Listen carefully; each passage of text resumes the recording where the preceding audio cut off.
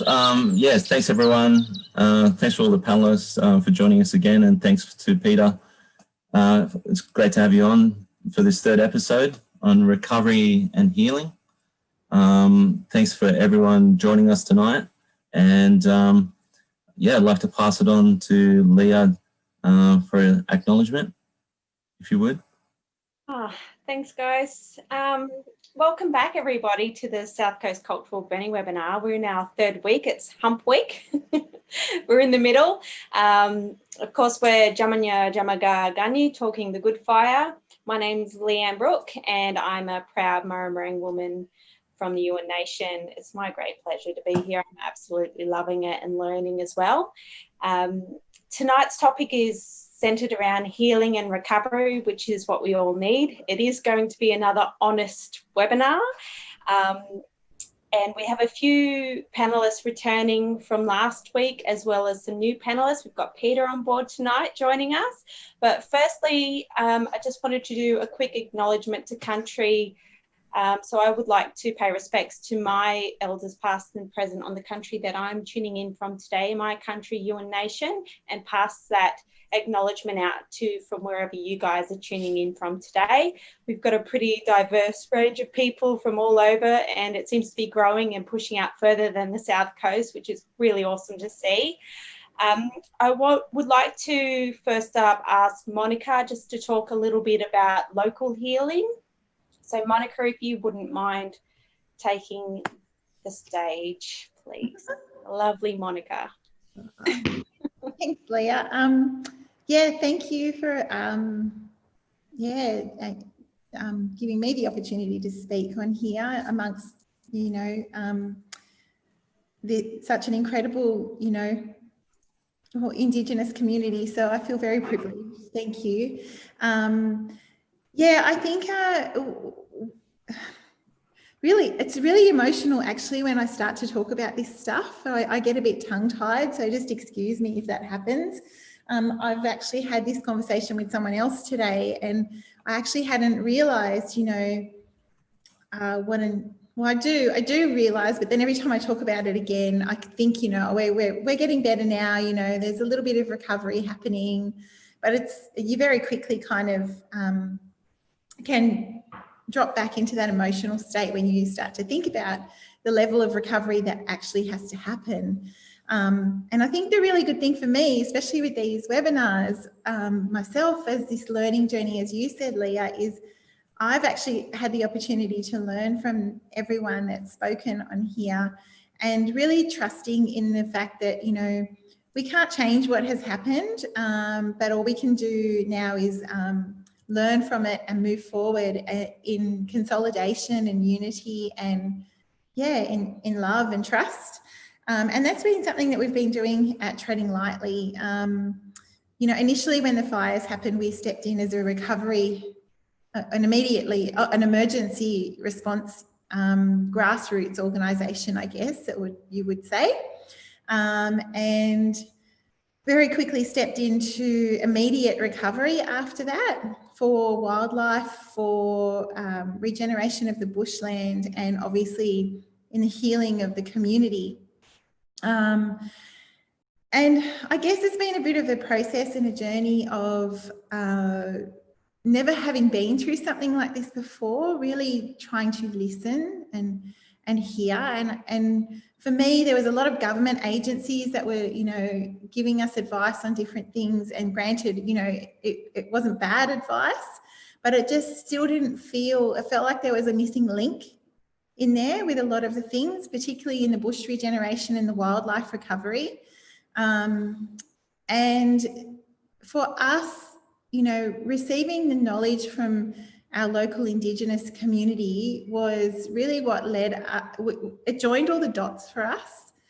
And I very quickly could see that we really needed to receive more of this knowledge, and I could see other people in the community needed this knowledge, not just for recovery of wildlife and bushland, but also for the people. Because I think a lot of people actually really trust in this ancient knowledge that has been practiced for so long. Whereas a lot of the other fire practices seems to have, people feel has let them down. And I'm not saying that's true or not. I don't actually have any knowledge on that, but I think they're looking for something a lot deeper and something, that does have more depth in terms of how we have lost that missing link in terms of the environment. And the cultural burning for me has definitely filled that gap, and listening to Uncle Vic Stephenson. So I guess my journey with the Firesticks Alliance happened when I first listened to Uncle Vic Stephenson some time ago at the seminar that you organised, Leah. And when he spoke about the knowledge map, it just made perfect sense to me, how it connected everything together, and how if you take one element away, how all of that fails. And so after these fires, that really kept calling out to me. And I really felt that we all need to hear this, and we all need this knowledge. And if everybody got the opportunity to hear about the knowledge map and hear about the, knowledge that, you guys have been sharing over the past few weeks, then maybe we could start to make a bit more sense of it all. So although we've been quite active in terms of recovery, we've been out there rebuilding, wildlife sanctuaries and doing weed walks and stuff with people. We've been connecting with all sorts of interagencies, both government and non-government agencies, to work out plans going forward. And again, in all of those meetings, the missing link seemed to be the Indigenous cultural knowledge and understanding, and just having this discussion about the fires. Like, I spoke to Uncle Noel Webster a few months back when we first started to talk about running this seminar, and I came away from him just feeling this sense of relief, because before that I had this sense of anxiety coming into next summer. And I just to speak to him and hear how he talks about that just made me think, it's okay. We need to have respect for the elements again and not be afraid of them. And I think for me, that's why I really wanted you to present this for us and with us, so that we could share that with everybody, because the whole community, the bush, the animals, everybody needs healing, and we need to fall back in love with all of the elements and not move in fear, because when we move together in fear, we don't make good decisions. We need to move forward in knowledge.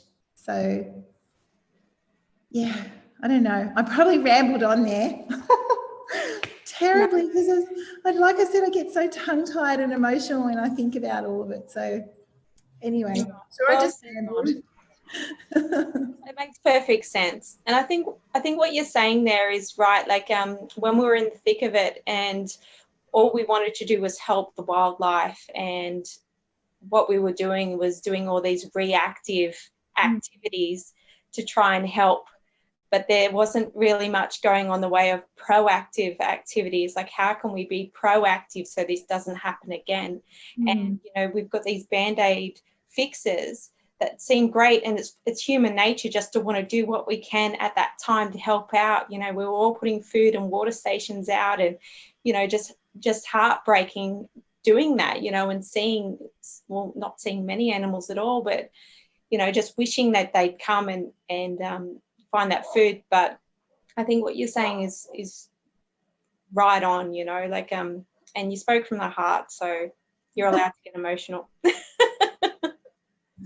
Thanks so much. I think we've just all been, I look at my committee of Treading Lightly and some of our volunteers and a lot of people in the community, and we've all been running on, running at 100 miles an hour on pretty much empty. I think we haven't even, running into COVID, and, it's been really hard to process. And so, taking a moment to just step back and breathe a little bit and just step back and listen, like really listen, has really helped me. And that's why I hoped this would help other people as well. Like, we don't have to fix everything immediately. which is what Nook had said to me at one stage. You know, we can't fix everything immediately. We have to wait and see and trust in the inland, on the country, and stand in country and be in country, which is what appeals to me so much and resonates with me so much with the cultural fire practice, is just to be on country and listen to it and look at it and feel it. And none of us have had the opportunity to really do that.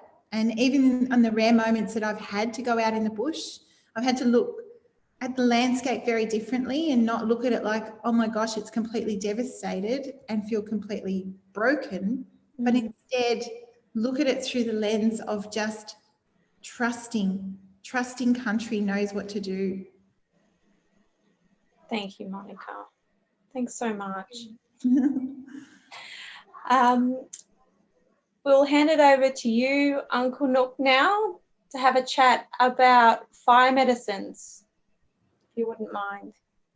Thank you. I'm going to have a go at sharing my screen. Might take a while. There we go. Click. Yeah.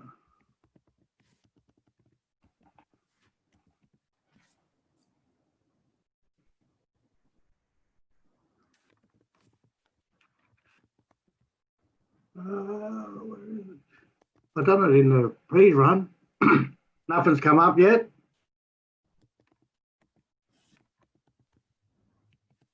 Am I on? I don't. No. No, not yet. Him again and see. Share screen. Yep, And Then share. Okay. there you that's go. the one. And slideshow from the beginning.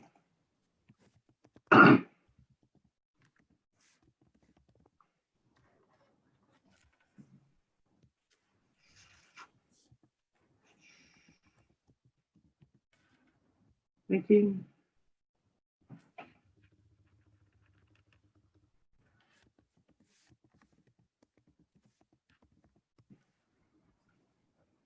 Nothing yet. I've got a blue circle spinning around.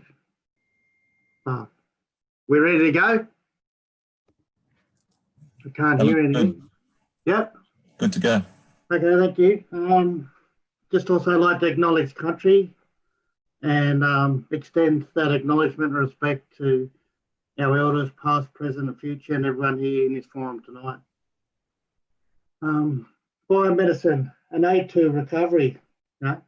Like any medicine, you know, fire is medicine for country, but like medicine, it needs to be applied in the right dosage to get, you know, that treatment for recovery.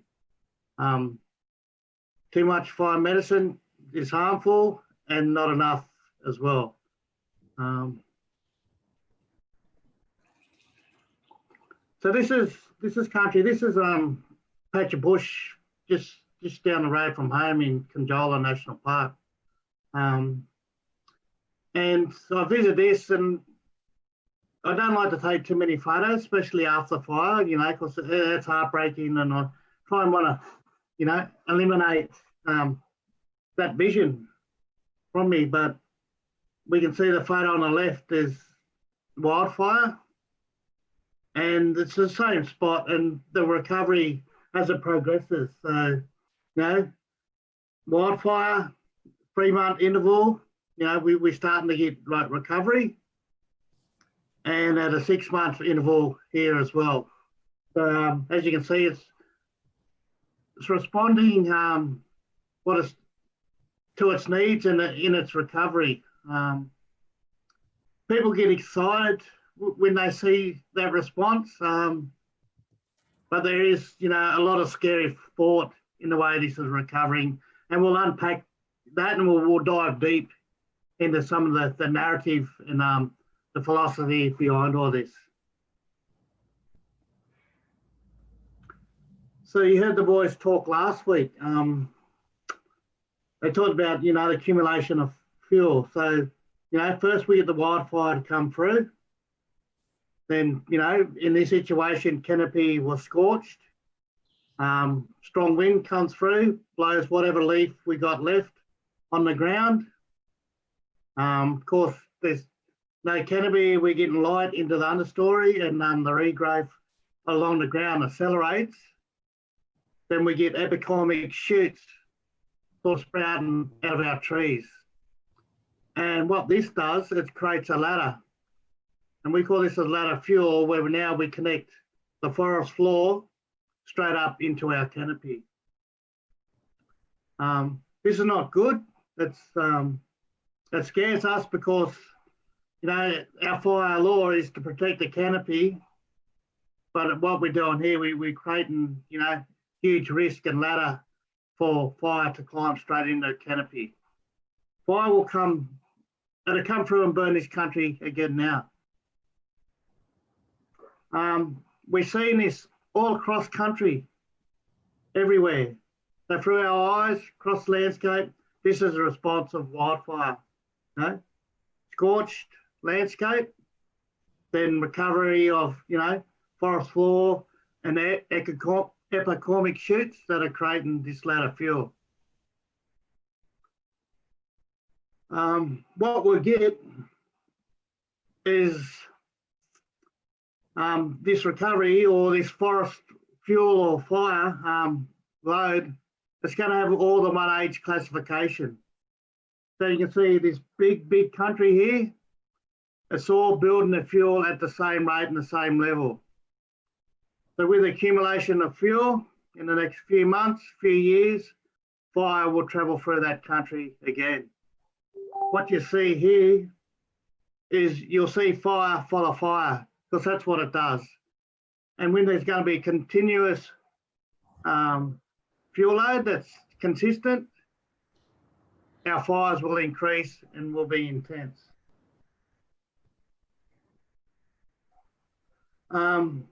And that's what we see is the onset of upside down country. And you may have seen that through the teachings of Vic Steffensen. He makes mention of it in his book. But what we see with upside down country, we see bare timber sticks poking up into our sky, and our forest floor is just covered with heavy fuel loads. Thickets of vegetation where we can't walk through, so it creates, you know, huge fuel mass. So where we're at now with the current recovery that we have, fire's in that transition stage of being in upside down country.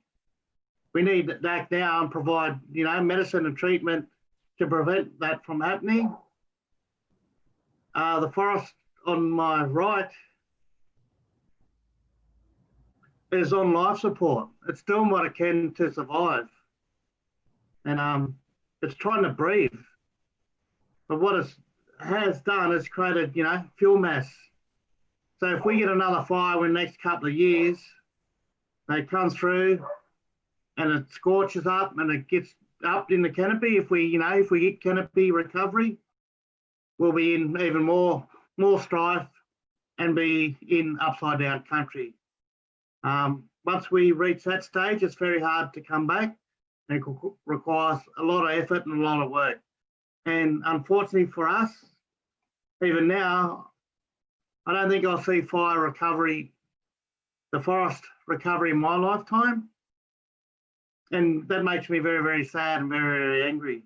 You know, I hear stories, you know, when the fire was coming through that, oh, there's too much fuel, the country's too dry. You know, this is a man-caused problem. You can't blame country for this fire.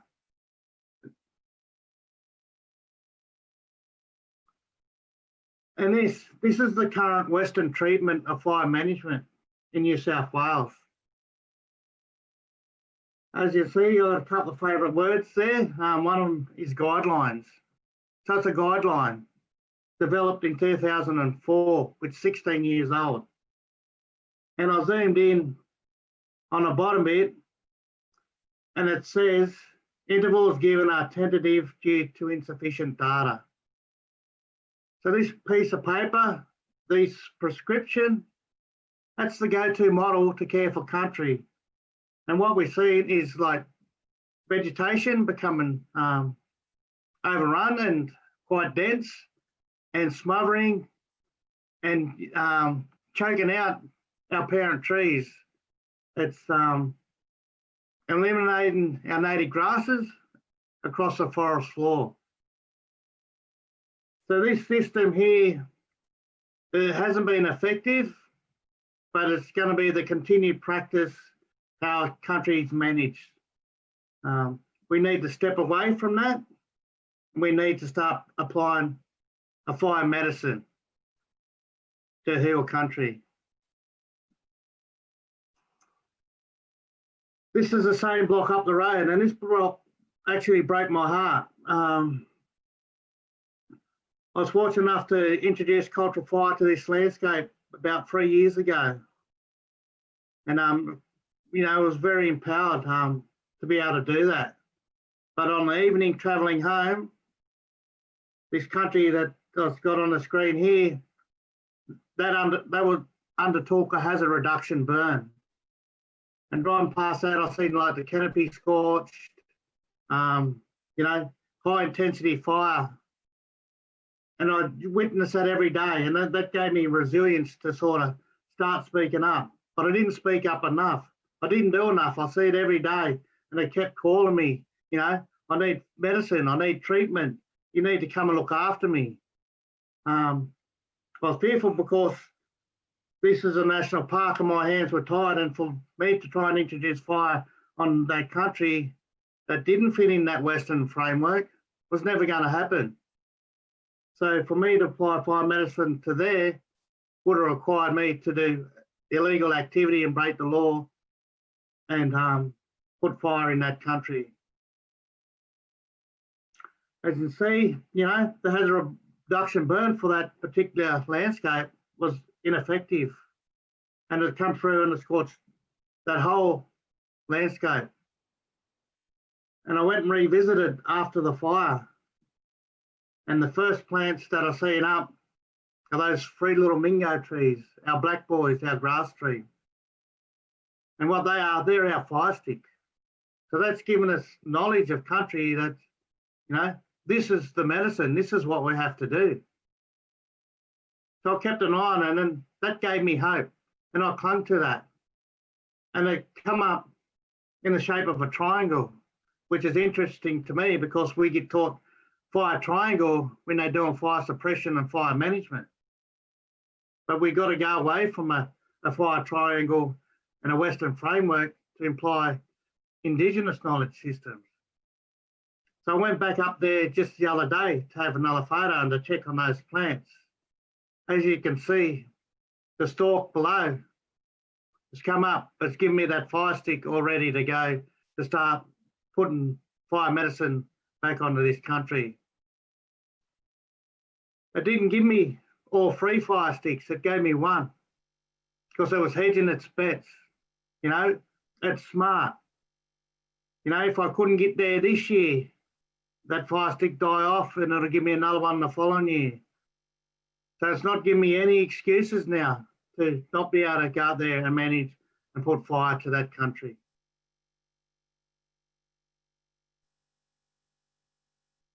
This is a little comparison of a hazard reduction burn and a cultural burn we undertook probably 2.5 years ago. And you can see some quite difference in those approaches. So by this day, I think it's like, this was July around 27th, I think it was just the day after my birthday.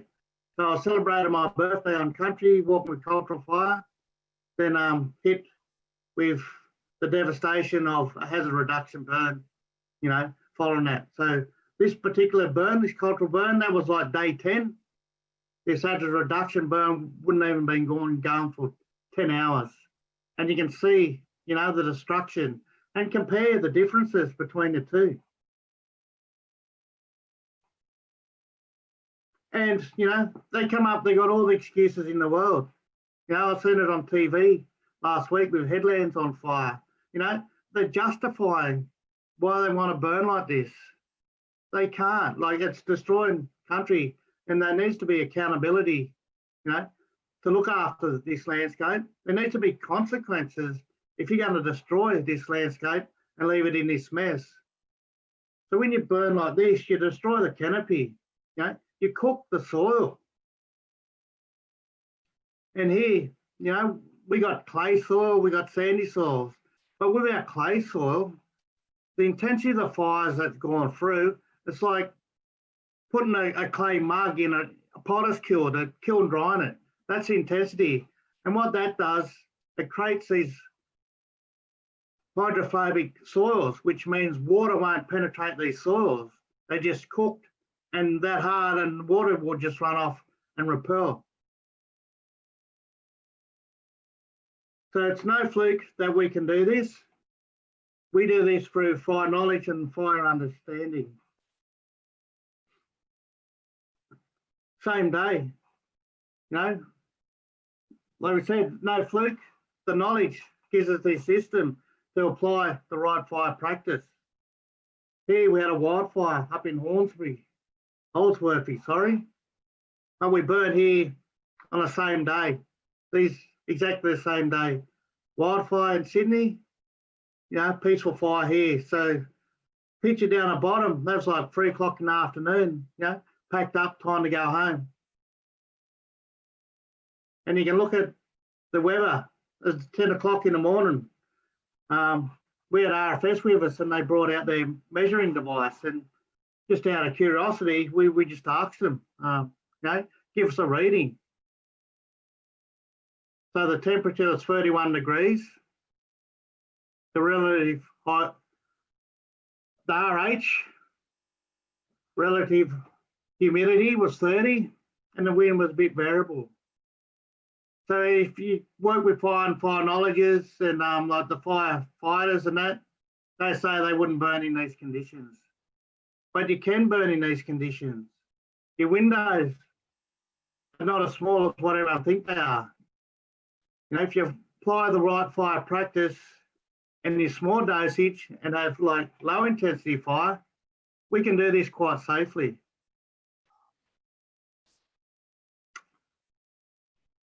How we do it is through knowledge and seasonal calendar and understanding landscape. It's not a band-aid approach. There's no one medicine to be applied right across the landscape. You know, we've got fire for sandridge country. We've got fire for mixbark and for gum tree and for bloodwood. And they can't be burned all at the same time.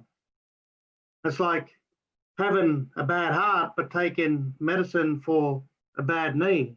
You got to apply the right fire practice for that country. So we learn and we're putting that together.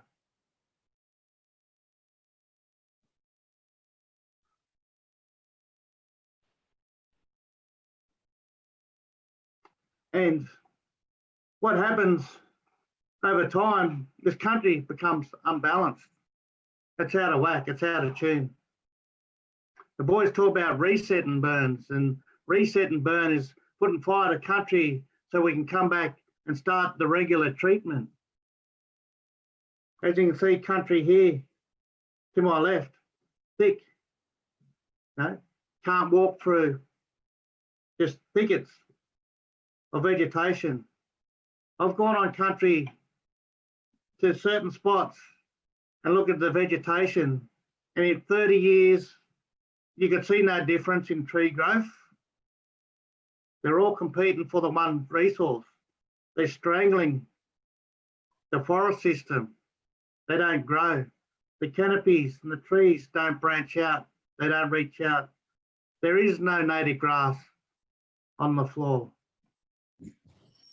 The picture to my right, old landscape. Our parent trees were huge. They was 30 metres high into the canopy. So if we had fire on the forest floor, they wouldn't reach into the canopy. We had grasses that held moisture and gave fire its passage, and it moved at a pace where it didn't cook or heat the soil. We need to move away from the Western practice, include some Indigenous knowledge and fire practice into healing our landscape and our country.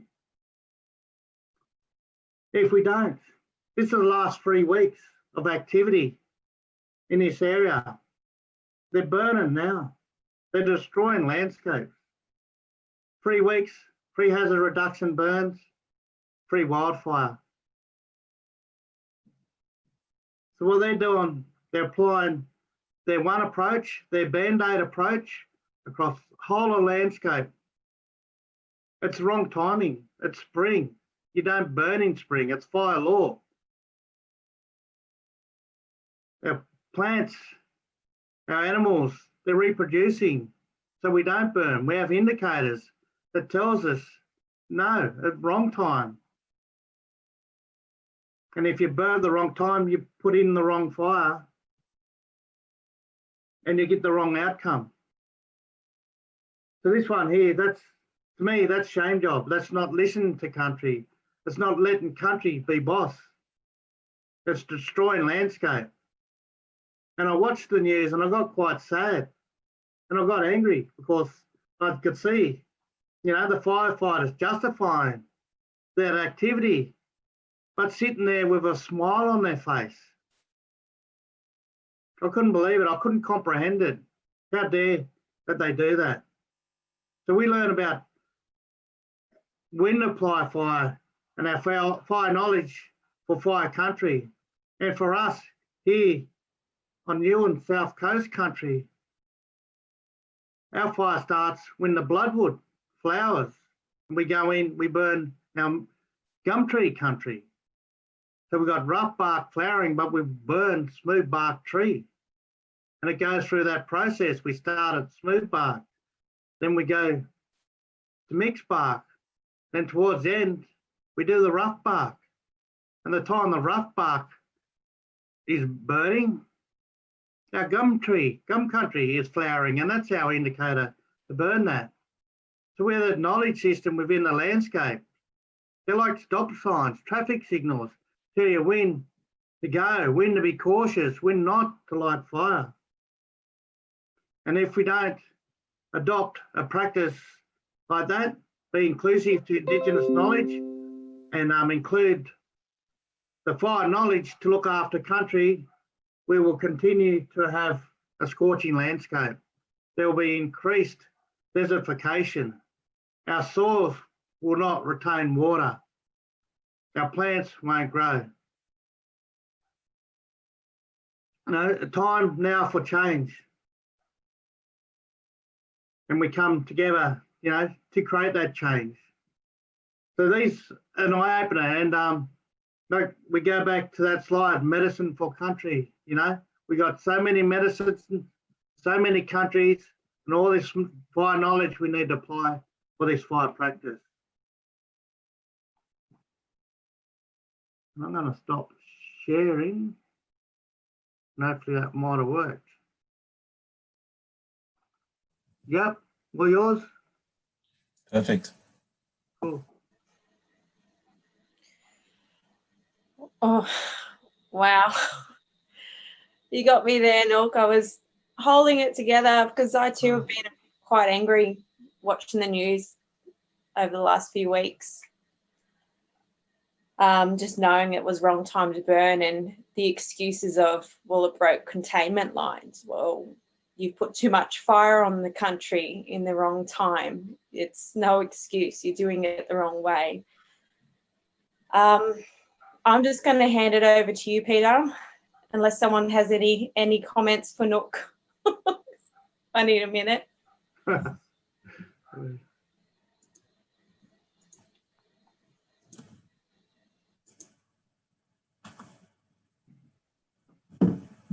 Monica, your microphone. Can you hear me? Sorry. I might just ask a question that was in the chat, the Q&A, Nook. Richard Hingston asked, these out-of-control fires would have happened from time to time naturally. How was this managed in times gone by, and did they just leave it to recover naturally? And I noticed, you know, like when you were giving those two diagrams of the forest floor being so different, and the ability for the fire to reach the canopy or not probably was indicative Yeah. of. All right. Thanks, Richard. Yeah, so we have no stories of big wildfire in our stories. Our old people could not outrun a fire. So there was fire practice. So it was maintaining that landscape. And when fire was there, it's, we had, you know, our waterways and our streams used to flow, and they provided the containment. And we could sit and position ourselves within a landscape and ecosystem to avoid those hazards. But, you know, there was backburning to reduce threat of wildfire when fire was coming at you. So our ridge lines were so important. They were the first landscapes that, you know, the men would go up and burn. And it created passage and fire break, and it opened up country so we could see. So, you know, the fires weren't intense as they are here. The vegetation's probably increased 75% since the old way in the old time. There's been huge amounts. So the fuel dose increased, which has increased the intensity of the fire. But the old people managed it in such a way that the risk of a wildfire was minimal, and fire was applied to country naturally through the fire law and the fire spirit, and he'd come down for lightning and he'd put fire to country at the right time. So it was a continued practice, and why there wasn't the threat we see today, because country was managed through an intricate knowledge system where fire was core to healing and protecting our country and our people. Thanks, Noel. I guess also you got to think about the loss of our big grandparent trees too because of logging. You know, we had these massive trees that were just so resilient to fire and spread out wide, and we didn't have all these other little trees popping up as well. You know, we had these huge trees and now they're all gone, and we've got, you know, just younger trees out there as well. You know, we've lost all of those big trees. It's like you come across them now and you're like, wow, look at the size of this tree. Yeah, and that's another issue that I'd probably like to take the opportunity to raise right now, is that we're facing, you know, down here on the South Coast, you know, even after all these wildfires, we have, you know, really destructive logging going on in our forests of what's left, and creating more holes in the canopy and more debris on the forest floor, and more trauma and real fear into our community, especially the people that live in those areas where this logging is happening. And it's, you know, it just makes no sense at all. So if you see any stories, I think there was a story in the news tonight about the Brooman State Forest. Yeah, take some time to check that out because it's quite devastating. Thanks, Monica. All right, Peter, handing it over to you. And Dr. Peta too, sometimes. Sorry. So we call her Pete. Pete, Dr. Peter, Dr. Pete. Firstly, to thank you, Leanne. Thanks everyone for having me on this webinar. It's a real honour to speak with you all, and yeah, I really appreciate the opportunity. And I normally kind of prefer being in the background bit, so yeah, I do get nervous when I talk, so please bear with me. I do have a presentation, and it's pretty difficult to follow from Nook, but I will give it a go. So Dean, I think you're controlling my... Yeah, I can bring that up.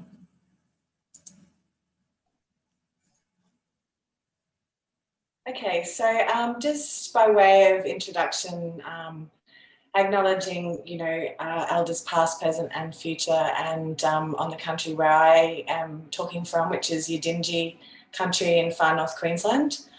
So I want to talk about the importance of campfires, maintenance, recovery and healing in monitoring country. So my background is working with the elders in Victor since 2003, going out on country with them, had the privilege of that sort of 4 or 5 years before the fire workshop started.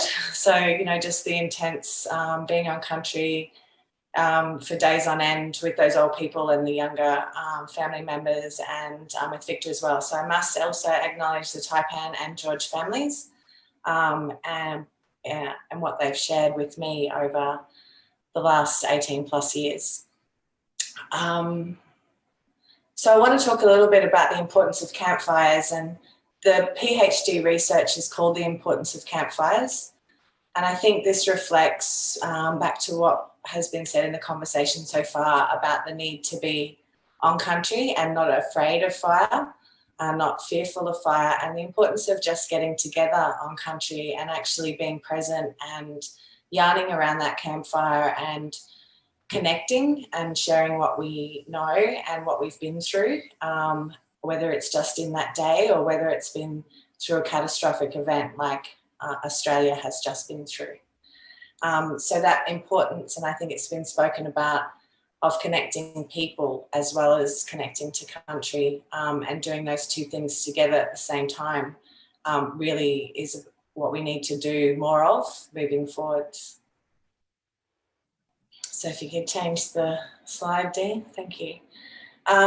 We also heard Victor's Monica talking about seeing Victor present the knowledge map, and I think this is really important in understanding cultural fire, because it isn't just about fire.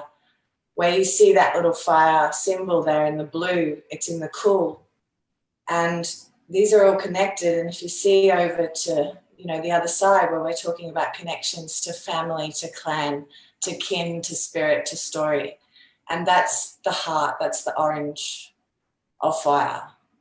And countries, you know, that's how country is respected and the laws from country are remembered. And I think this recognition circle up the top here, which is about reciprocity and respect, not just to country, but to each other as we work together to fix this problem. I mean, I think, you know, it's been an ongoing set of warnings, if you like we've been given these warnings for over the last 20 years. And certainly it was important when the 2009 fires occurred that to really sort of reach out past, you know, the work that we've been doing up on the Cape and to be able to share to help to stop that from happening. And so there was, you know, a lot of work done over the years. It wasn't, the spotlight has now been thrown on cultural fire, and that's caused a lot of, you know, it's great, but it's also getting people to understand it, and it's a process of learning and a journey. And, you know, every time you're in country, you're connecting to that country, like Nook said, you're observing new things. And, you know, Indigenous people were expert at monitoring.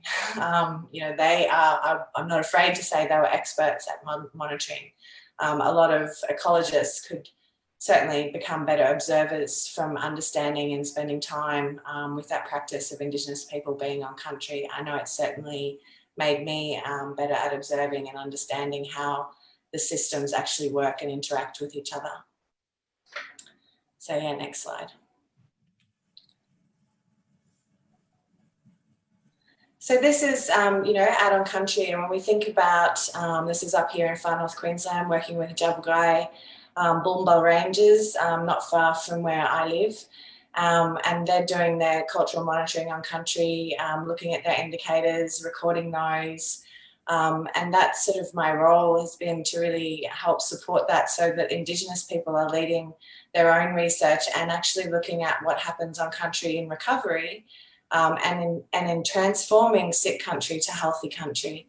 What are the values and the indicators that need to be looked at from an Indigenous perspective to see, and what are those interactions with other species to see how that country should heal and respond. Often we, you know, are caught in this, the dominant knowledge system is the one that's, you know, has caused the problem, and yet the dominant knowledge system wants to answer the solutions for Indigenous people. And we're not listening. We're not listening properly, and we haven't been listening properly, and that's part of the problem. And so by being able to provide the tools to the mob on the ground to tell that story in the way that they want to tell it is really important, because in Western world ways of thinking, we're trained to look at things in a certain way, and that blinds us from seeing other things in country. The next slide.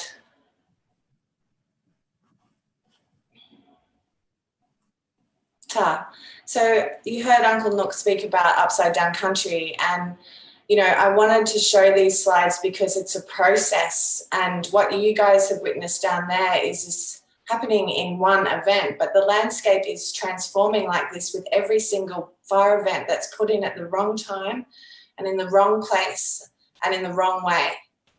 So our landscapes in Northern Australia, people talk about them as if they're intact, as if we've won this battle with fire. Well, firstly, that's the biggest problem. We can't battle fire. You know, you need to work with fire. But also our landscapes across Australia are transforming little bit by little bit. And these showing you here, this is far north Queensland. We've got an endangered, the Fosterman Swamp on the right-hand side. This was taken on Wudjil at Wudjil, up on Yalanji country. And, you know, that fire, that you can see the fire scars right up into the paper bark. Adjacent to that, where we're standing there and doing the monitoring, is all acacia that you can see coming up underneath. This was a fire that was nowhere near as intense as the fires that you have experienced, but have already started to transform that landscape and turn it into a very difficult thing to manage. So I think it's really important to understand, you know, I hear terms like right fire, good fire, all those things. It's really about reading that country and knowing. Mosaic burning is another one, knowing when to go in. If you look carefully at this, you can see areas up in that top photo where all the ridgeline is burned in the back, all those trees all the way right up, and you can see if you look closely they're coppicing as well. But there are areas within this country that can be tended and can be burnt and should be burnt. And one of the questions that came from the audience was around, you know, we need to put in the mosaic burning, and it's really difficult. It's tricky because that mosaic burning concept, which was stolen from Indigenous people, and again, like most of the times when things are taken, only part or cherry picked of. And so, you know, that's missing that tendering. When Western scientists think of mosaic burning, they still think of it in blocks. And, you know, that sort of, let's burn this block and and that's a mosaic because we left that block. But again, like Uncle Nook was saying, it's treating that whole area exactly the same when there's systems within systems.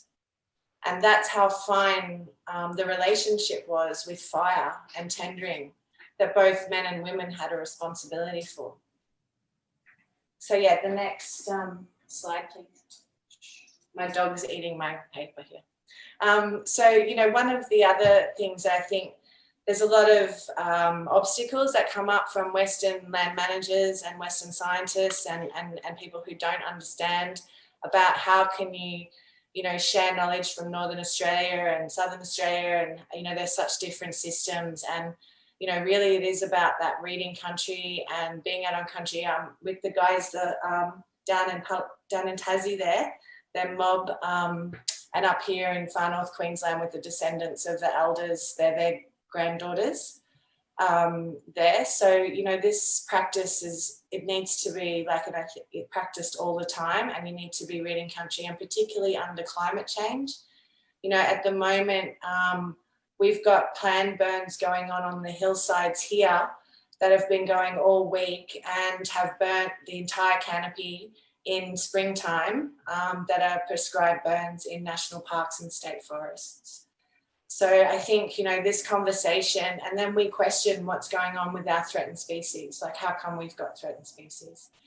This time of year up here, like this year particularly, you could have gone in and burnt some systems twice because we had a delayed rainfall and late wet. And so the early burns had recovered and you could have actually gone in and burnt them again because of the season. And I think this whole thing of prescribing, you know, this one block, like Nook showed that table, in Queensland, we've got the best vegetation mapping in the world, better than anyone else. And yet you can walk into an area and it's that system, immediately it can change because of the soil, and you're in another system that needs to be managed in another way.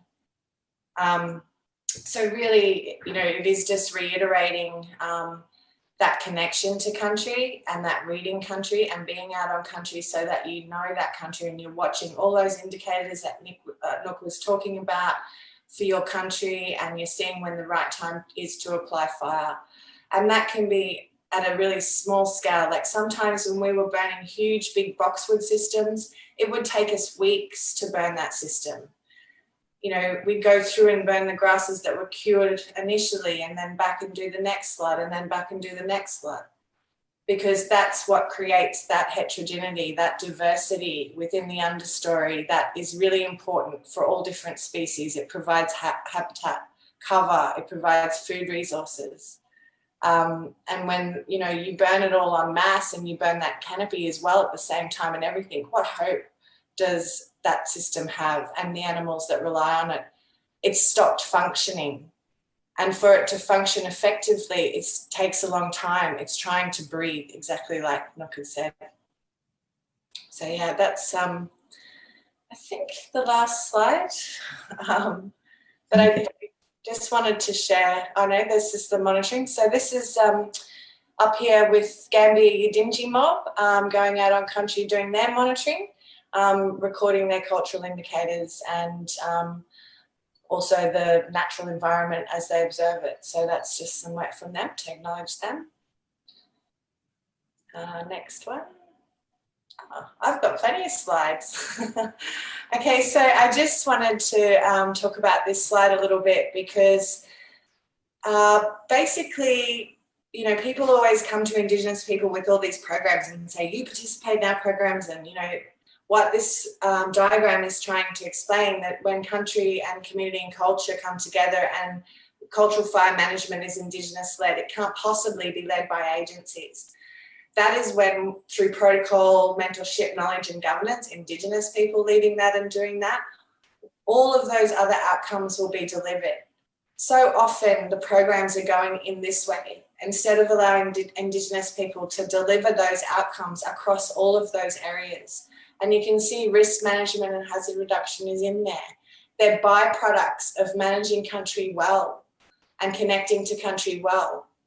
And so, you know, I think that's really important for non-Indigenous people and programs, organisations and agencies to understand is, for once, can there be an opportunity for Indigenous people to fully show the knowledge that they have and be able to lead that without it being taken away? Because when you cherry pick parts of it, as we've seen, it doesn't work. We can call it mosaic burning in Western management and it's not being done correctly. So yeah, next one. That's it. That's it. I just also wanted to, if I can, just quickly share this table. So if I can share my screen, can you let me, Dean?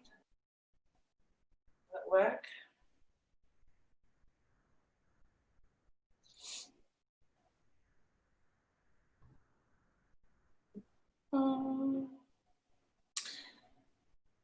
Okay, still saying you won't let me. That's okay. Try that now. Okay.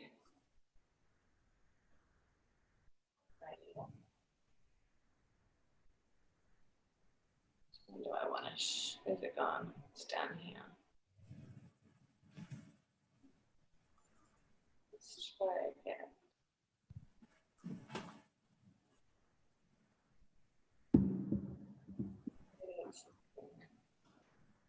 What can you see? Can you see that? Yep.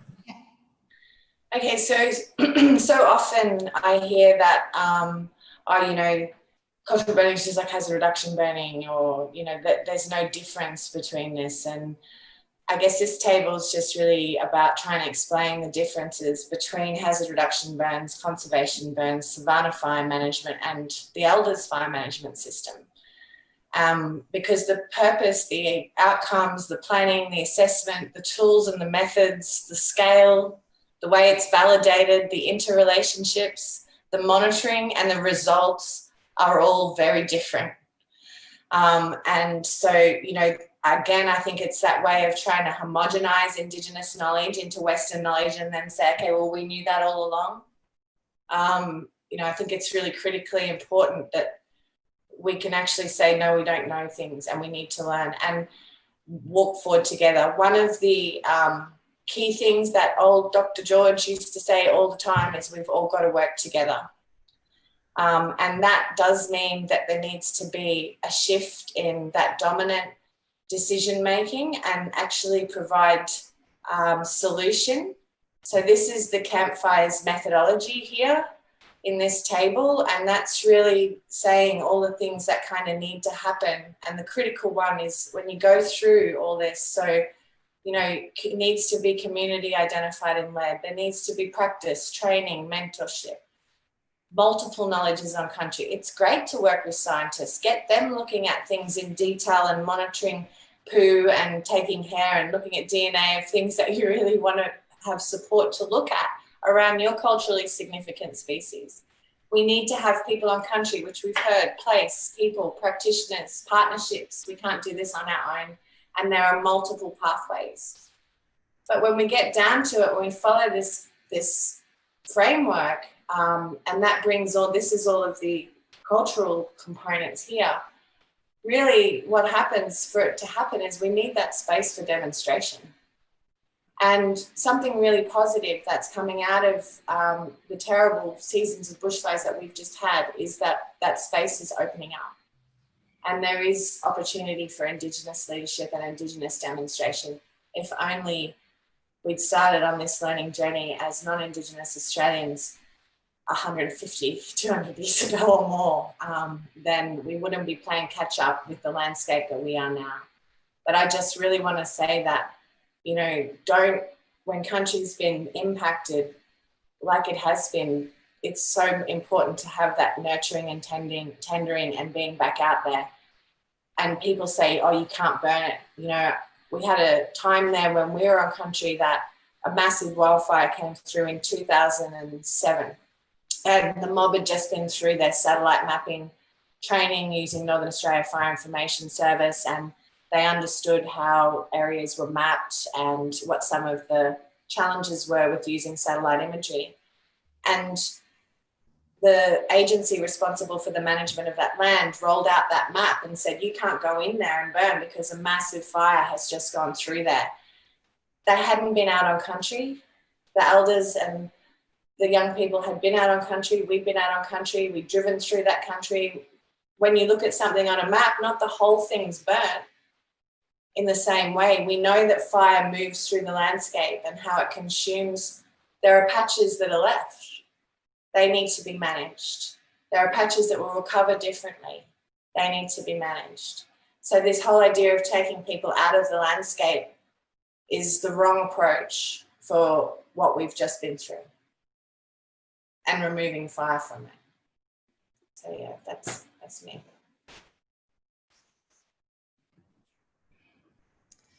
Wow, thank you, Peter. That was just so incredible. And everything you're doing, you know, I just wish more people would know about this work. And that's the other thing, you know, there's so many incredible things going on in the background that not enough Australians know about, let alone government agencies and people working in them and all of that. But yeah, I feel very privileged to see and hear the work that you're doing. And I love the campfire concept. I think everybody loves a good campfire, and there's a reason for that, you know, there's a real reason for that. And I think you've encapsulated that beautifully in your presentation and what you're trying to portray to all of us in regards to the important work you're doing. So thank you so much. It's a real honour for me to be a part of the solution. And yeah, you know, the journey over the last 20 years of my experience. I mean, I had the went out the other day with Vic and Jerry Turpin. I don't know if anyone knows Jerry, Australia's Indigenous ethnobotanist.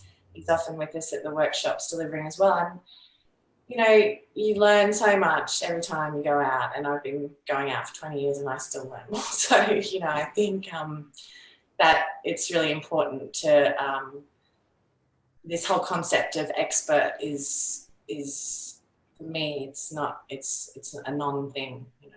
And I guess country is forever going to be teaching us new things, because it's like, especially after what it's been through, you know, that continual learning journey is never going to end. So yeah, you're so right. And the other thing I wanted to ask you after this webinar, if people want to find out more about the work that you're doing with campfires, you know, would you be able to send us some links for that so we can share that as well? Yeah, so with Firesticks, so I'm working now with Firesticks, so yes, yeah, you know, all this work's sort of been done through Firesticks to support, you know, the mobs on the ground. And over the last 12 months, we've been working incredibly hard to get support for more programs and more funding to go directly onto the ground, and more practitioners to work with Vic. And, you know, there's only a few of us. And I think that what I want to say to them is that, you know, there's been a lot of volunteers, we still have a lot of people working in the network that have other jobs, and, you know, we're all working on this as hard as we can. And I think, like you said, it'd be great to actually see government get behind it, because the widest support that we've had has been from the broader community, the broader Australian community, the corporate community, and the philanthropic community.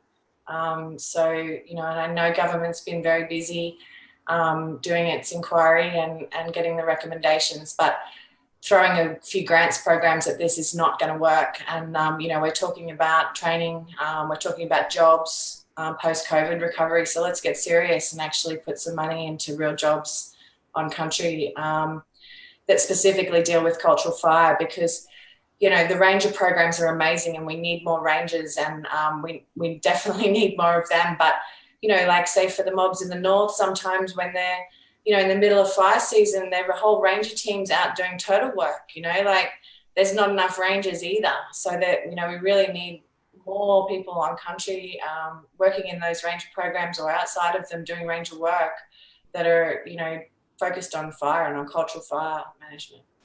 And there's a lot of mentoring and training that needs to happen with that. So, yeah, that's my little... you know, plug to government to pay attention and, you know, yeah, come matching funding, you know. Sure, definitely.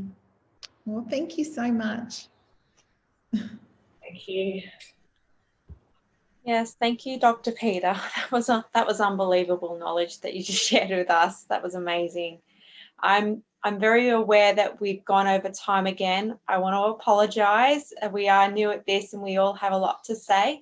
If you stick with us, we've still got a few other, we've got a video to show you, and then we want to invite Dan and Andrew to speak again about some projects that they've got going on. So stick with us if you can. Thank you. Yeah, did you want to go through and then share the video? Yes, please. Yep. Thank you. Yep. So this is a video just of, it's like an update of our property. We had a cultural burn, as most of you are aware, 16 months ago, back in June 2019, and it came out after the Currawong fires, untouched. And so I've been doing a little bit of amateur filming down there as a bit of healing, just filming what's coming back, you know, what we're seeing. So I hope you enjoy it.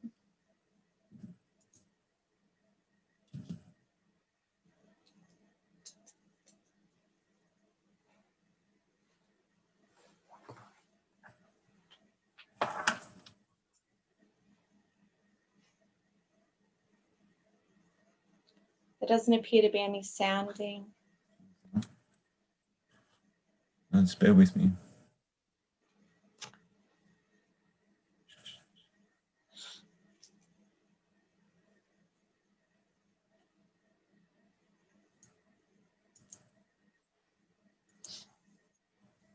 Okay, here we go.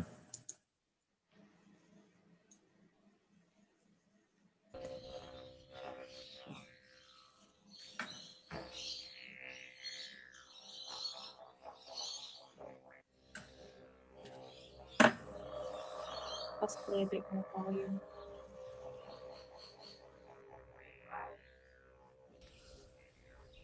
My name is Lee Brooke. I live in Moreton with my husband and 2 children. We bought this property back in 2016. It's a 5-acre block with 2.5 cleared land and 2.5 bushland.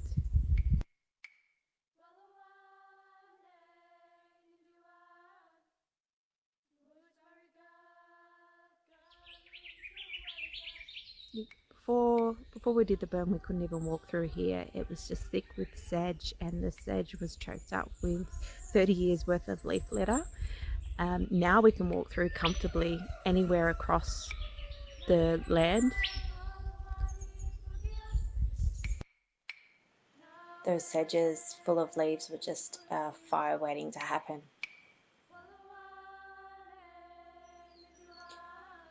In June last year, we decided to do the cultural burn on the property. We did the burn not because we were worried about bushfire. We did it because we had a great responsibility for this land.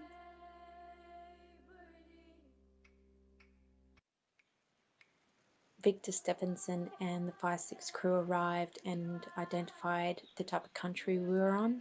We went through a quick plan of how we would conduct the burn and then started to put fire on the country. There were kids as young as 5 years old there and elders as old as 60, and everybody was participating and just having a great time. You know, we all connected, we all bonded, and it was a really great experience.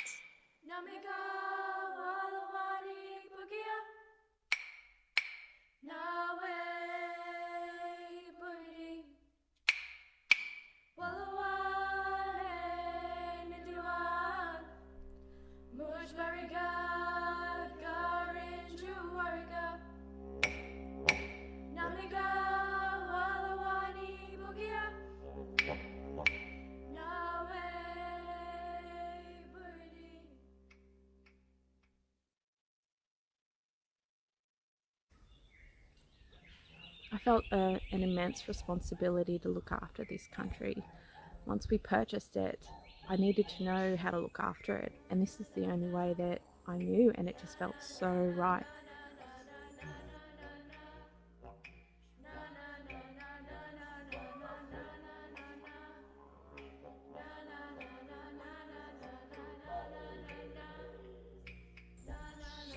This is medicine country. This is women's country. You know, my ancestors would have been down here putting fire on the ground for tens of thousands of years. You know, they were looking after it because they knew that they had to put fire on the ground, the right fire, to bring up the medicines they needed to burn. You know, it wasn't something they did to protect their homes, although that would have been an outcome. It would have made it safer for them, but they did it because they cared for the bush and they needed to look after the bush so it could look after them.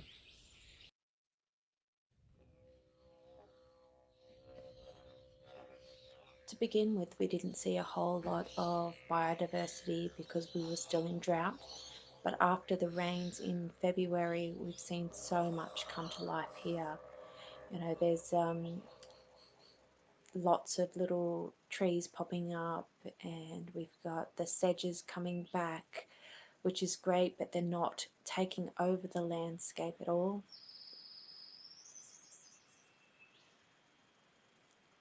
The blueberry ash is scattered across this place. You know, and the other thing that we love to see is all the geebungs. They're in flower at the moment, and they provide food not only for us, but for the birds and marsupials that live here.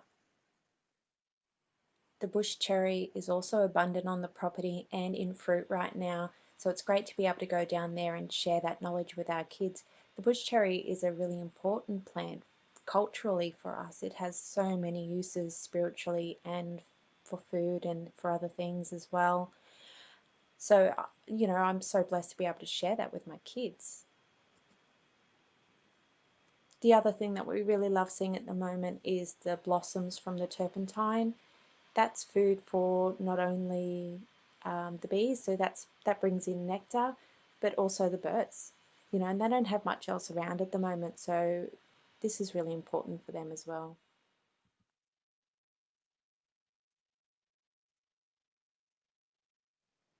Passing knowledge down from one generation to the next is essential for Aboriginal culture. It's been happening that way for as long as time has been around, you know, and for me to be able to get out on country with my family, my husband and my 2 boys, and share knowledge is unbelievably important.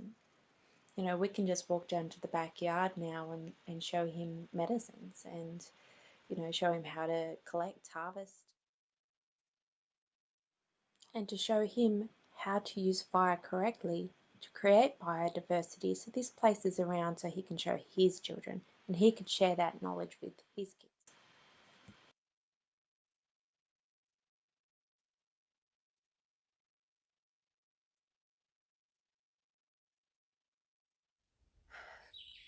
The Currawong fires came late November, and from that time until the fires went out, we felt under threat. Even though we had done the cultural burn, the intensity of that fire was immense.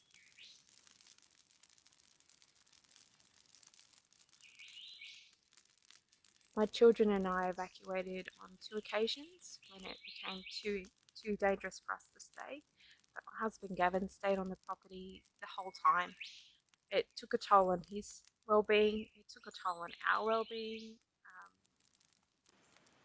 Seeing our country in such poor condition, moonscape still in some places, and the animals are not in abundance like they usually are, it just breaks our heart.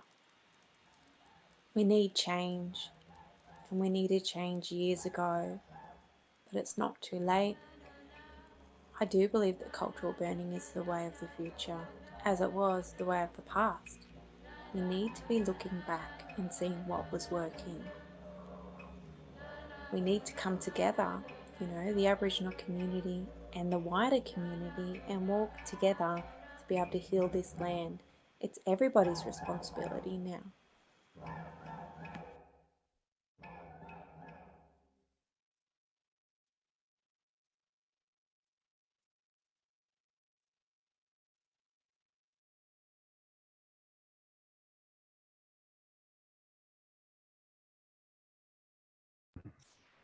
Leah, I think I've got this huge lump in my throat. I can't.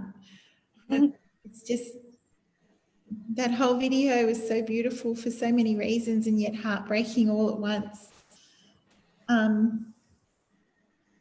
Yeah, I don't even know what to say, but yeah, I just really feel so grateful to have shared this journey with you over the past few months and sharing this journey now with everybody. Thank you. Oh, thank you. It's a part of my healing journey to be able to share the positives as well, you know, seeing what's coming up down there and hearing the birds down there is crazy. But reflecting on what Nook was saying before about the burning, that's the HR burning that's happening right now, that's out of control. You can look back and think of what I just showed you in that video. You know, we've got the turpentine in flower at the moment, and we've got our bush cherries and, you know, our land-speeded heath and all these things flowering and fruiting, and they would have been food for all those animals that have been displaced from the bushlands that have been scorched. And now they're losing that too. So, you know, it's just really disheartening. But I did want it to be a positive video. I wanted to show, you know, what the good can be and what, you know, what the outcomes we can achieve if we put the right kind of fire on by using our experts, you know, our Indigenous fire practitioners, and tapping into that knowledge.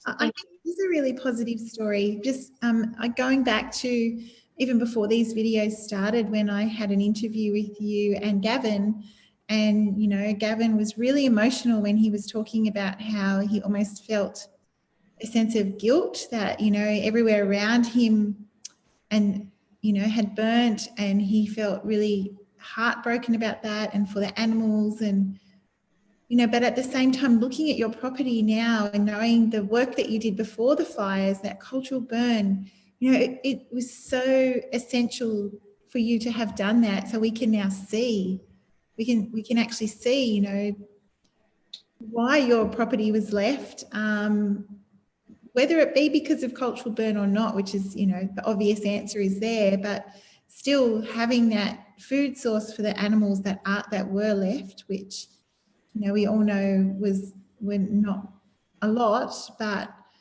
I think it is a really positive story, and it shows us and we learn from it. And watching that video for me was just, it was beautiful. Thank you. Thank you. All right, well, we might move on to our next speaker. Last week, Dan, you touched on your koala project, Birding for Country, Not for Hectares. I brought you back on because I thought that was a really interesting and positive story to tell. And so if you wouldn't mind just talking a little bit more about that, that would be awesome. Thanks, Dan. Okay, thanks, Leanne. Yeah, firstly, I'd just like to acknowledge country and pay respects to elders past and present. And also, I just forgot to mention last week that, that the film that I showed was produced by ABC journalist Vanessa Milton. She does amazing work, and she's made a few films for us down here now. And she's such an important part of our team, just because she just the education that she can spread about cultural fire with her films is so important. So yeah, thanks, Vanessa. Yeah, so I'd just like to talk just tonight about a little project that we've got happening down here on the far south coast, and like it's, yeah, I called it burning for country, not hectares. And so we're burning for, and I think that explains it's not a hazard reduction burn. So we're not burning for hectares, we're burning for country. And it's the Mauriflora Reserve is a little area that's in between say Tathra and Bermagui. It used to be, there was 5 state forests that make up now the Mauriflora Reserve. It was Tanger, Mumbala, anyway, yeah, there was Bermagui State Forest. And then, so back in probably about 6 years ago, there was proposals to log the area, the five forests. And with a lot of community support, they decided to turn the state forest into a reserve, which is now the Mauriflora Reserve. So we sort of protected the area from logging, and within that area there's a small colony of koalas that are just hanging on. That I estimate probably about 50 to 60 koalas in this area. And the Mauriflora Reserve, it neighbours Byamanga National Park. And so Byamanga National Park is a co-managed park, and it's on Mumbla Mountain. So Mumbla Mountain or Byamanga, it's a sacred mountain to us down here in Newen country. We've got 2 sacred mountains. I've got a few sacred mountains, but down this way we've got 2, which is Gulliga. Gulliga's our mother. It's our mother mountain, and then we've got Byamanga or Mumbla Mountain, and that's where our law comes from. And so it's a really important area. It's a sacred land. And, you know, back in the day, we used to get tribes that would travel hundreds of kilometres to come here and do ceremony every certain times, you know, every year or two when it was called for. So it's a really important area. And when I worked for national parks, I actually worked up in Mumbla and did a lot of hazard reduction burns up there. And so this is like a healing thing for me now to to be able to get this program running and put the right fire back onto that sacred land and try and protect introduce fire back around this koala habitat. Luckily, the wildfire, it's pretty amazing what happened. Like the wildfire came up the western side of Mumbler Mountain from Cobargo and Quorma, like on New Year's Eve, and just came up so hot. And then it's pretty amazing. It got up to the top of the mountain, and then the whole fire just trickled down, and it sat up in the mountain for about a month, and it just trickled around like like one of our burns. I went up there after the fire, and there was area where there was canopy scorch, but only small areas. Most of the area was like, we couldn't have done a better burn, and it was amazing that the fact that the wildfire came up into the mountain, sat there for a month, and and it was like the old people were looking after it, like the old spirits of the mountain, just sort of tamed the flames down and just protected that area. So luckily, the koala core habitat area wasn't affected by the wildfire. The project is a collaborative project. It's multi-agency. There's there's national parks, there's RFS, there's local land services, there's the Firesticks Alliance. There's all these agencies, but also there's the Biomangle Border Management, and there's the elders and the Aboriginal community, and then there's Bega Land Council and Merriman's Land Councils, and it's like a multi-agency project, and it sort of goes back to like what Peter was saying before, how important it is that we all work together and we all learn to work together to protect country, but also especially this area, because we've got like a small colony of koalas that are just hanging on. And so the area where we're talking about, it was heavily logged in the 80s. And unfortunately, we've got Harris by Shower down here, which is down at Eden. And so a lot of our forests have just been hammered for wood chips. And so this is the same in the Mauriflora Reserve. The forests have just been smashed in the 80s, pretty much clear fell. And then it was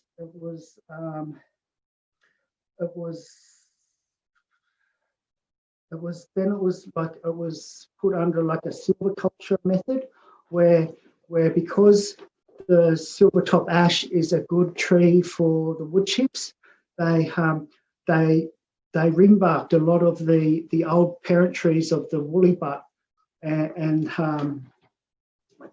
other tree species to promote the silvertop ash, so that they could then come back in and log it again later for wood chips. And but the problem is, a lot of the woolly butt and the monkey gum, they're the favourite browse trees of the koalas.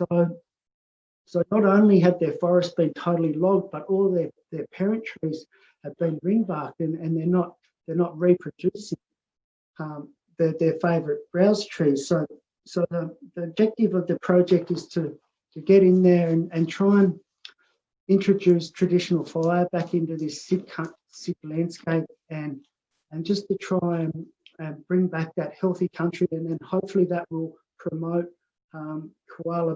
the koala browse trees, but also the parent trees that are left there that are the woolly butts and the monkey gums and their favourite browse trees. Hopefully it will just bring more moisture back into the soil, so that they have more feed trees and get more nutrient out of their trees and try and help them. They're just hanging on. I'd like to also thank, with this project, this project wouldn't have got up without Chris Allen. Chris used to be the Senior Threatened Species Officer for saving our species with the older OEH. I'm not too sure what they're called now, Officer of the Environment. And Chris is a lovely guy, and like without his help, this project wouldn't have happened. And he's got an amazing story about how how it all started. And it actually started from a Koori lad from Walliga riding his motorbike up the mountain. This is about 20 years ago, and he spotted this koala, and then Chris was at that time looking for an area to do a research program on it, and then because of how it all happened, he decided to do it at Mumble because this Koori lad from Walliga sort of seen this koala. But anyway, that's a different story. And so I won't try not to get sidetracked there, but so yeah, it's this project. It's been funded through the Environmental Trust. It's a 3-year project. The first year was just a planning process. We sort of get the agencies together, get the community together, trying to work together. We've got like a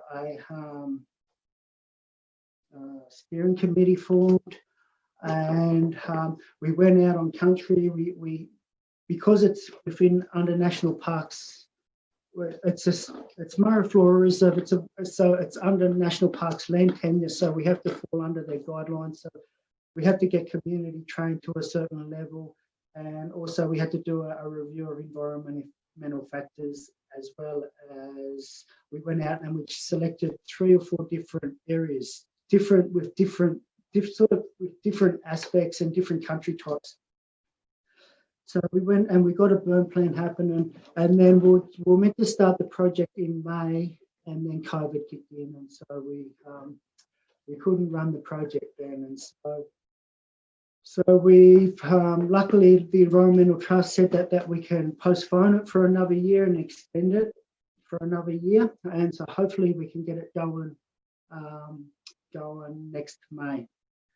Hopefully, you know, the areas that we've picked are only tiny little areas. They're really small, you know, like we could do them within a day, but hopefully we can, I'm sure we could, you know, I'm hoping that we can extend it, but I think one of the important factors that we have to overcome with this project is getting the trust from national park staff so that they realise that what we're doing, we know what we're doing, this is a safe fire, it's not going to jump containment lines, and so we just got to start off small and hopefully build it up. And because it neighbours the Byamanga National Park, and it's a co-managed and there's a border management with Byamanga, I'm hoping that this project can extend for ongoing once we start it, and I really think it has the possibility that it will, if we can just sort of get it started and get the trust from national parks, and I really think that we could have like an ongoing ranger program up there where we have Indigenous ranger groups managing traditional sacred land and managing it with fire, but also there's just endless possibilities and protecting these koala habitats. So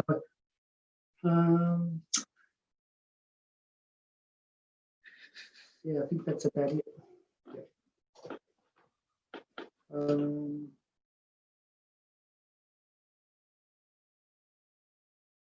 Yeah, that's it.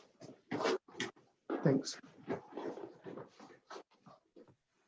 Thanks, Dan. It sounds like a really interesting project and one that we need to really watch. Someone has put in a question asking where they could find out more information about what's going on down there. Is there anything released that people can follow, or is it still in the works? What was that, sorry? Somebody asked a question, it's gone up now, but someone asked a question about if they wanted to find out more about your project. Is there anything out there that they can follow to get more information about, or is it still in the planning kind of process? Still in the planning process. I did a little spiel one time in the local land services newsletter. I think it was edition 50 or 51. That was sort of just a bit of a brief or background on the project, sort of similar to what I just was talking about then. And I really think, you know, there's possibility now with all this recovery stuff, because when we did the review of the environmental factors, we covered the whole cultural landscape of the Mauriflora Reserve, and also took in the private property landowners. So I think with all this recovery, bushfire recovery programs, there could be opportunities for ranger groups to be working on private property around the Mauriflora Reserve, protecting their, protecting, introducing cultural fire on private property to promote koala browse trees and just to try and bring back this healthy country. And look, it's so sick up there. Like it's a really, it's been severely damaged, and so it's not an overnight fix. You know, it's going to take generations to get healthy country back up there. And you go up there and you look at the forest up there, and you look at it and all the regrowth, and it's like a kindling, like a fire, a kindling fire but it's vertical, and I really do think that the state forest have got a lot to answer for with the way these fires have travelled through forests lately, especially over the last summer. And I wonder if that's in the inquiry, you know, whether they're looking at the way fire travels through a forest that's been heavily logged and has that vertical kindling regrowth compared to an old growth forest where you've got your parent trees that are spread out. And, you know, and another thing with the project, we really concentrate on protecting those parent trees. And that's something that I saw with hazard reduction burn. When we put hazard reduction burns in, we'd would protect the parent trees on the side of the fire break so that the fire wouldn't jump. But all the parent trees in the middle of the block that have all the hollows in it, and those that have worked on fire would know that once fire gets into a tree, it acts like a chimney, and it just sort of spirals up into the trees, and it's so hard to put fire out once it's in a tree. And those trees they're all our old parent trees that have hollows, and you know, it takes 100 years for a tree to get a hollow in it, and those trees are so important for our habitat, for our wildlife. But yeah, so thanks.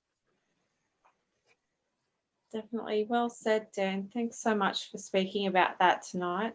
We can't wait to see what you, your progress. Like maybe if we do a forum down the road, you know, in a few months or a year's time, we can hear some more about that. That would be awesome. Yeah, I've been a bit slack lately since COVID, and I haven't had a meeting, but yeah, I think it's time to sort of kick it back off and get it moving. Hopefully, I've got so much on. Hopefully, one of the younger fellas underneath us can come in underneath us and take it over. And so, yeah, see what happens. Thanks.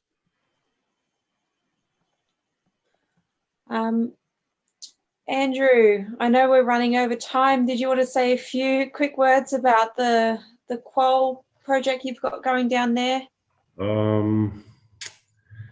Yeah, well, if anyone doesn't know, I'm Andrew from the Bonus Bay Local Aboriginal Land Council. I've been work crew supervisor for about 15 years here. Yeah, so we just undertaking a Protecting Our Places grant, sort of around our threatened and vulnerable species, and so it's cultural burning around our threatened and vulnerable species, and the reasons why we're doing it. Yeah, we sort of started off, we got some land given back to us by the forestry. Has been heavily harvested, and you know, and little to no biodiversity in it. So what we were finding, even in storm country and medicine country and like that, there wasn't the right type of trees in the right area. We were just realising that there's these, colonising gums and stuff that were coming through. So a lot of our storm country area, it was getting overtaken by, spotted gum and things like that, which normally shouldn't be there.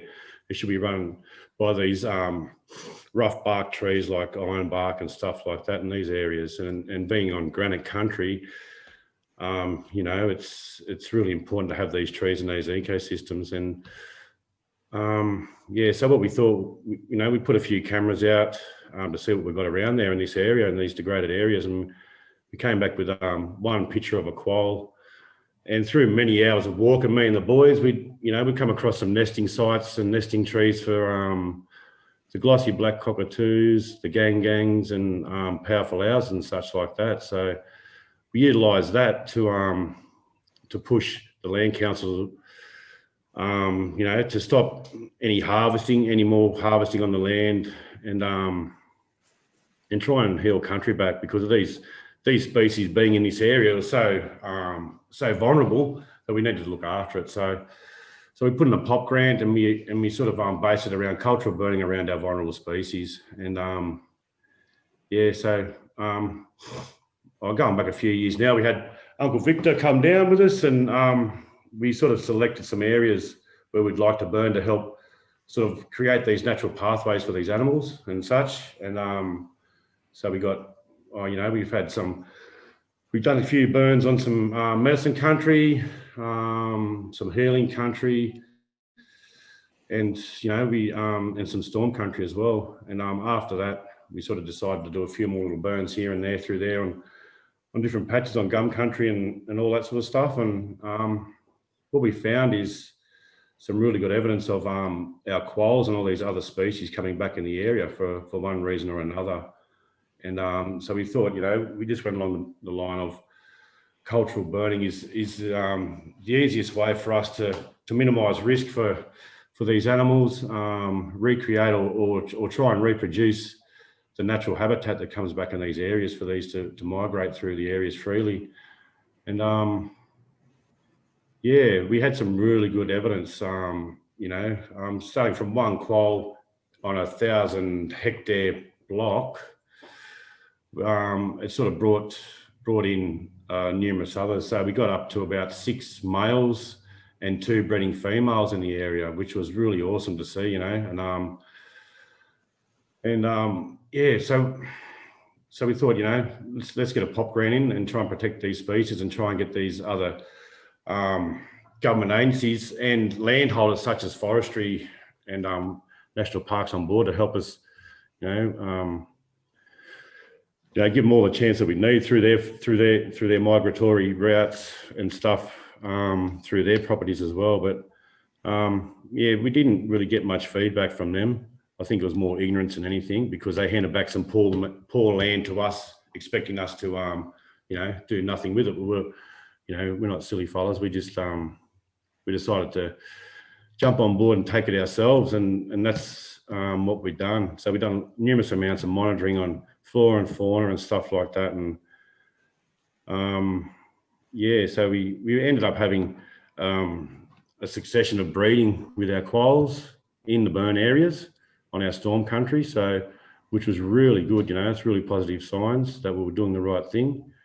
And some of the land that they'd given back to us actually hadn't been burnt for over 70 years, and in their threshold, they were trying to say it was in the right threshold of things, and 70 years unburnt country, there's only going to be devastation there.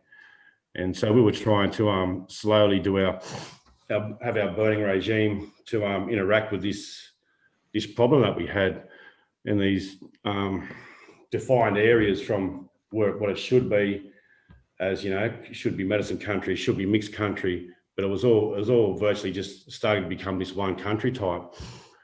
And how do we look after that? So we thought cultural burning, bring back all these endemic species, bring back the dormant seed stock from our mothering trees, to try and integrate and try and reproduce what should have been there. And we're getting right onto it. This year we had planned 8 burns on our 1,000-hectare block, and in total would have been around maybe a third burnt on that area. So the way we see it is, when you go and pick fruit off a tree, or when an animal takes fruit off a tree, they're only going to take it what they need. So we were just trying to take away the bad that was there and left what they were needed. So it's like taking fruit from a tree. We're just taking enough for us and leaving enough for the animals.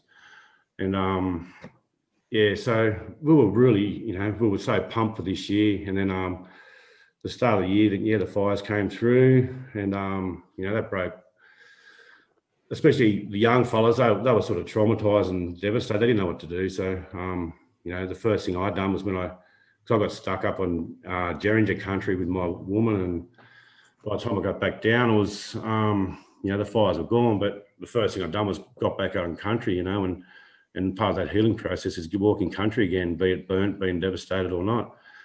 And, you know, seeing no sign of life and all that sort of stuff was, you know, pretty heartbreaking. But, you know, we were positive, we stayed positive. We've seen some indicators, virtually the first day we went out, you know, things that told us that there was life and there might be some, you know, some good chance of reproduction. And those indicators, you know, like our native bees and such like that, and a lot of even ants and things like that, they're our indicators on these wildfires, you know, and going to these big bushfire recovery things that the councils and the national parks were holding, they had the emphasis on recovery of certain species, you know, and I thought, well, you know, hang on a bit, you know, they all have their place, but you know, you're missing the whole picture, you know. They're worried about these kangaroos and they're worried about this. They can hop 2 kilometres to get a feed, you know, they can hop away from this fire, but these things like these bees, these ants, they have to bunker down, they have to take it on, you know, and for them to survive, showed us, you know, how resilient them little things are and how important they are to these landscapes. And yeah, but you know, so we're cutting short on time, so, you know, cut things short, that yeah, we haven't had any evidence of any quolls back in the area after these fires, it's pretty, you know, it's not heartbreaking. We know that, you know, in time they may come back, and a lot of our country, you know, a lot of our country needs burning within 2 years, not 5 years or 7 years or 10 years or 20 years like they're saying, the RFS and all this threshold stuff.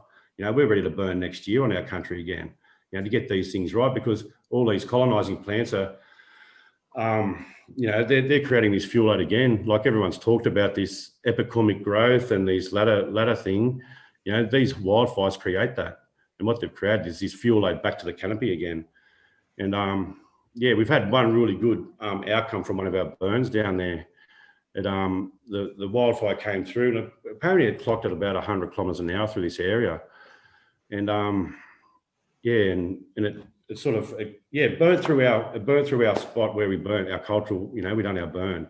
But first you could draw a line in the sand saying where our burn started and the wildfire finished. So it came through our burn site, but it suppressed the fire that much that it didn't catch back up on the canopy. And that canopy now is intact for about 1 kilometre along our 1,000 hectare property. So we're trying to concentrate in that area now and trying to figure out, you know, are our yellow-bellied gliders still around?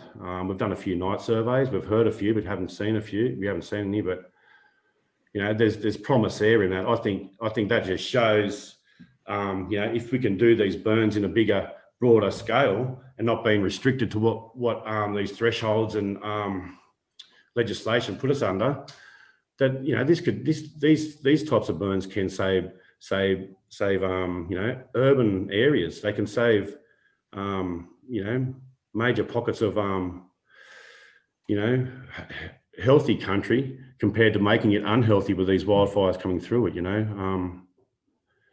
Yeah, there's so much that goes onto it, but yeah, I'm sort of short on time, so I could blabber on all night, but I won't.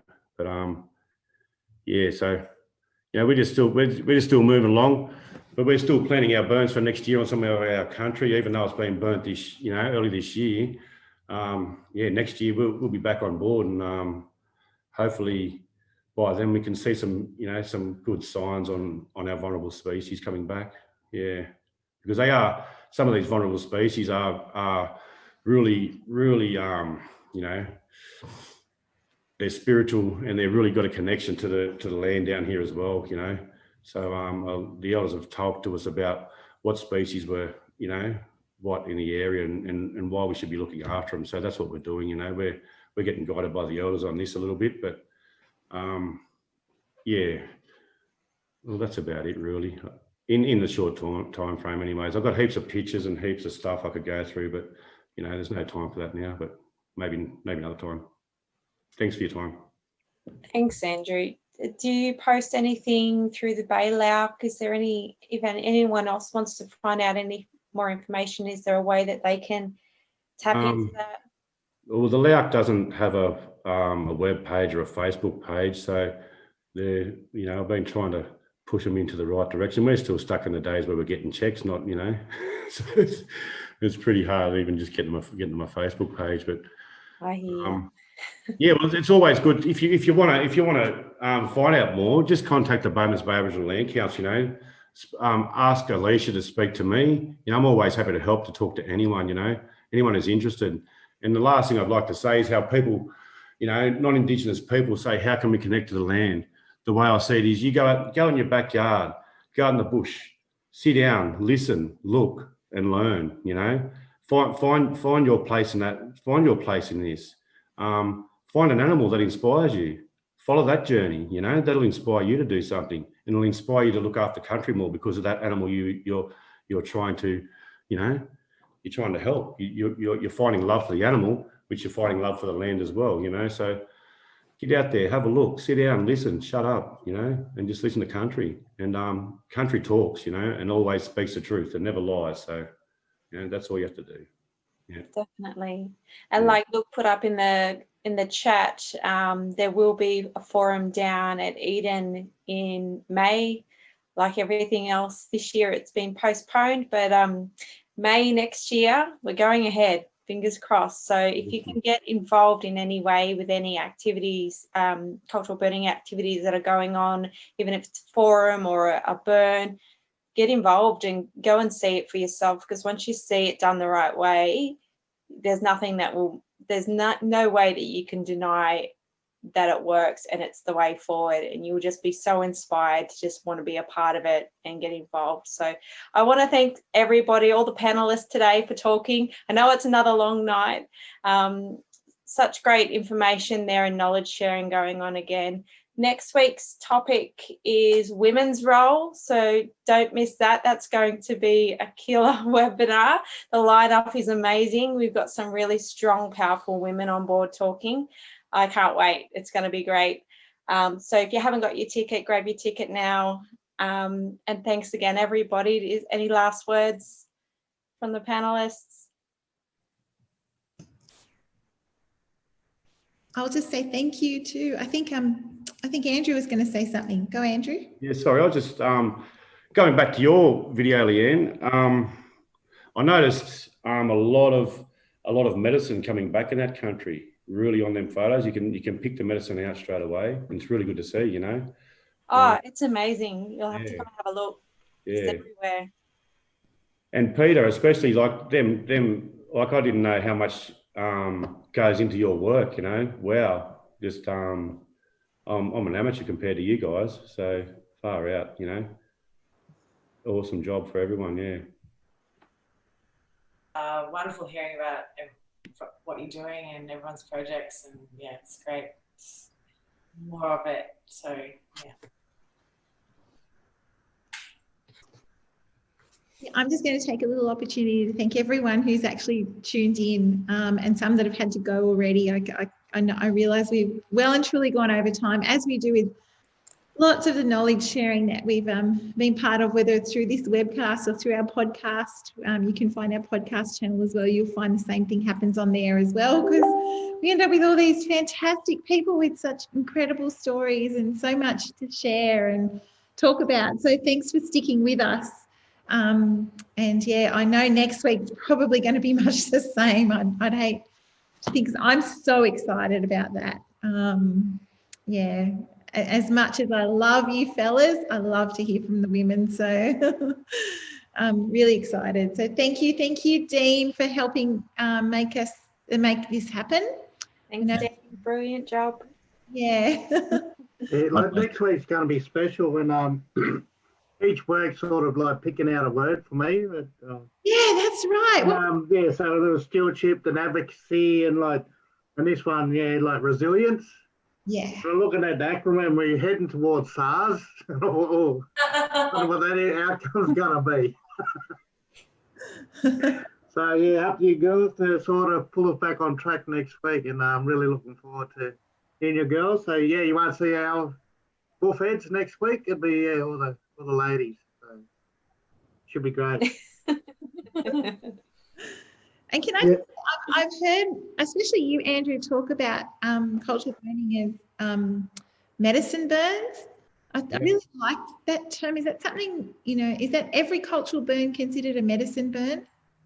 Oh, definitely, it's healing country, but there's medicine country as well. So like there's areas where it's more based around the women and their part, and that's really important as well. I really see women as the forefront of these sort of things, and I think that the more women that get involved and understand and want to take the reins, I think it's a nurturing thing, and it makes things a lot easier to understand and follow and go through with. So yeah. And I think next week we'll hear a little bit more about the medicine country and the intricate burning that women do. And you will be blown away by the knowledge that these women have. I was blown away. I was like, oh my gosh, these women have got so much knowledge and power. It's going to be really powerful next week for sure. So share it with everyone. If you're on here tonight, make sure you share it with everyone so we get as many people listening as we can. Well, thanks, guys. Thank you, everyone.